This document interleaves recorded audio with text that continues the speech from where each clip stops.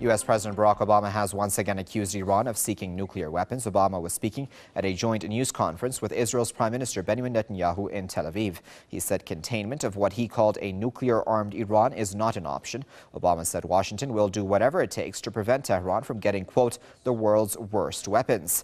Obama also said there is still time to diplomatically resolve the Western dispute over Iran's nuclear energy program. Elsewhere, he suggested that the Israeli regime can attack Iran if it deems it necessary.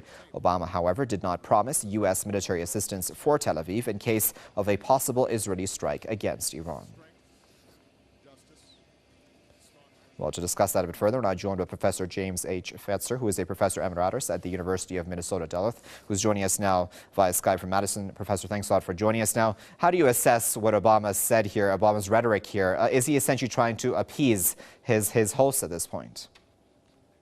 It would appear that is the case, but the situation is completely indefensible. How can the President of the United States be disregarding the findings of 16 American intelligence agencies, which concluded in 2007 that Iran was not pursuing a nuclear weapons program, a conclusion that it reaffirmed in 2011? This is a quite politically preposterous situation.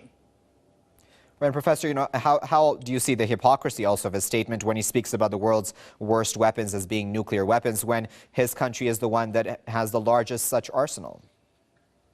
Well, not only do we have the largest arsenal, but we are the only nation in the world that's actually deployed them, not only in Japan, at Hiroshima and Nagasaki, but more recent evidence disclosed by the British scientist Christopher Busby discovered that genetic defects in Fallujah were caused not by depleted uranium, but by enriched uranium from some new type of bomb, a nuclear weapon the United States was using there.